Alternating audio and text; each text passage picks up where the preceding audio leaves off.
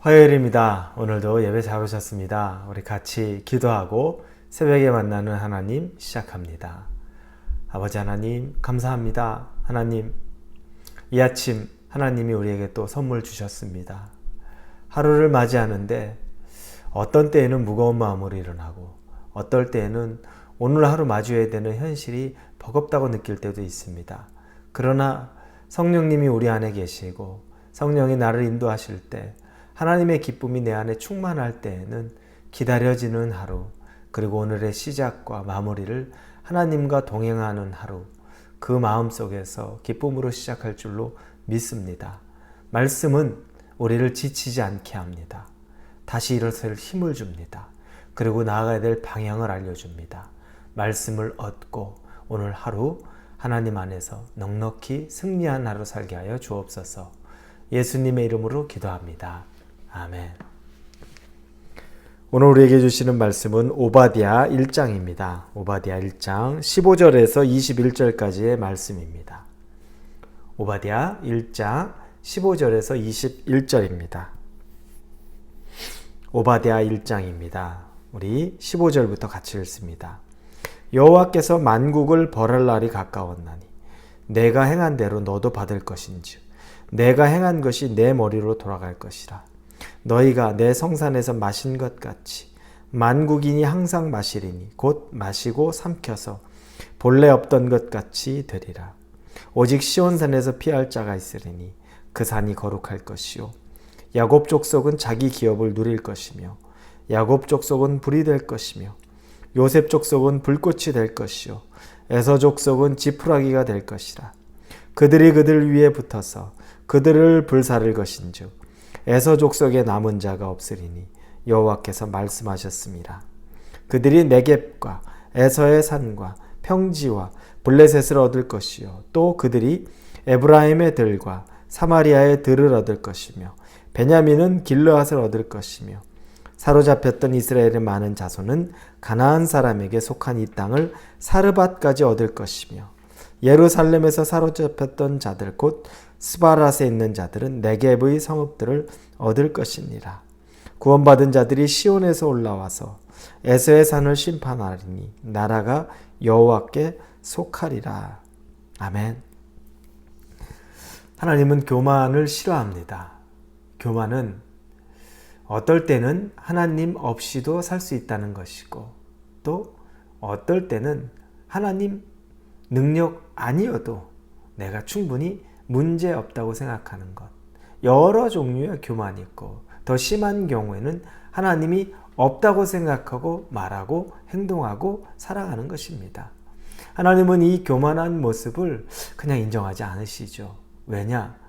이 세상의 우상들, 하나님을 대체하는 것들, 하나님이 절대 용납하지 않고 다 무너뜨렸습니다. 왜냐? 피조물이 조물주보다 앞설 수 없고 위에 있을 수 없고 그리고 피조물이 조물주를 인도해 갈 수 없기 때문에 바로 그렇습니다. 오늘 본문에 보면 에돔에 대해서 어제부터 이야기했죠. 에서의 후손인 에돔에 대한 하나님의 심판입니다. 그들의 특징이 무엇이 있었습니까? 자기들은 요새와 같은 곳에 살아서 누구도 자기들을 침범할 수 없고 공격할 수 없고 무너뜨릴 수 없다라고 자신만만했었죠. 그러나 하나님이 그 모습을 어떻게 무너뜨리실지 오늘 본문에서 말씀하십니다. 18절에 보니까 야곱 족속은 불이 될 것이며 요셉 족속은 불꽃이 될 것이요 에서 족속은 지푸라기가 될 것이다. 그들이 그들 위에서 붙어서 그들을 불사를 것인즉 에서 족속에 남은 자가 없으리니 여호와께서 말씀하셨습니다. 에돔, 이 에서 후손인 에돔은 지푸라기가 될 거라고 말합니다. 그런데 야곱 족속은 불이 되고 요셉은 불꽃이 된답니다. 어떻습니까? 불과 불꽃이 지푸라기를 태우죠. 지푸라기, 불꽃이 닿는 순간에 순식간에 남지 않고 다 타버립니다. 한 줌의 재가 돼버리는 건 순식간이고 그때 조금은 바람이라도 불면 그 자리에 남아있지도 못하고 다 흩날리기까지 합니다. 그들은 바벨론이 이스라엘을 쳐서 공격하고 그들을 죽이고 물질을 빼앗고 포로로 잡아가고 할 때 얼마나 옆에서 웃고 즐기고 그들의 물질을 같이 빼앗았고 심지어 도망가고자 하는 피신하는 이스라엘 백성을 붙잡아서 바벨론에 넘겨서 팔고 노예로 만들었던 그 지독스러운 일에 대한, 그러면서도 그들은 결코 무너지지 않을 것 같이 여겼던 것에 대해서 하나님이 지푸라기의 결과를 말하죠. 그런데 그 지푸라기를 태우는 것은 야곱과 요셉, 즉 이스라엘이 결국에는 에돔을 멸망시키는 일이 될 것이다 라고 말하는 겁니다. 우리가 교만하지 말아야 될 이유가 있습니다. 우리가 정말 의지하고 나한테 이게 있는 한 난 절대 무너지지 않는다, 넘어지지 않는다, 실패하지 않는다, 그렇게 여기던 것들, 그것이 한낱 지푸라기가 되는 때가 반드시 있죠. 어느 때입니까? 하나님이 그걸 기뻐하지 않는 때. 그것이 하나님보다 앞선 정말 참 우상이 될 때 하나님 기뻐하지 않습니다. 그리고 하나님은 그것을 반드시 징벌하기도 하고 그걸 통해서 다시 무너뜨리기도 합니다. 오늘 에돔을 통해 하나님이 그것을 보여주시죠. 우상은 하나님이 견딜 수 없어 하는 것, 무너뜨리는 겁니다. 여러분에게 혹시 우상이 어떤 것이 있습니까? 여러분의 마음에 하나님을 대체해서 하나님보다 더 많이 생각하는 것이 무엇입니까? 이것이 없다면, 여러분이 생각하는 가장 중요한 이것이 없다면 여러분의 마음이 급격하게 우울해지고 여러분의 마음이 급격하게 불안해지기도 하고 여러분의 마음이 급격하게 다운되는 그런 어떤 것이 있습니까? 그건 우상입니다. 그건 하나님을 대신하고 있는 것. 하나님이 없을 때 불안하고 하나님의 응답을 받지 못할 때 염려가 있고 하나님이 나와 함께 계시지 않는 것 같은 때 그때 슬프고 이런 마음이 있다면 우리는 우상이 아니라 하나님을 정말 섬기고 사는 겁니다. 그런데 하나님의 존재는 멀어지더라도 별로 그건 내게 감동이 없는데 내가 지금 가지고 붙잡고 의지하고 사랑하고 계속 묵상하고 함께 시간을 보내는 그 어떤 것들이 갑자기 조금이라도 사라지거나 내 곁에 있지 않는 걸 느낄 때 두려워한다는 것은 우상임에 틀림없는 겁니다. 여러분, 자신만만하던 것들을 다 하나님이 한순간에 흩으시면 다 빼앗깁니다. 이 에돔 땅은 나중에 19절에 그들이 네겝과 에서의 산과 평지와 이렇게 말합니다.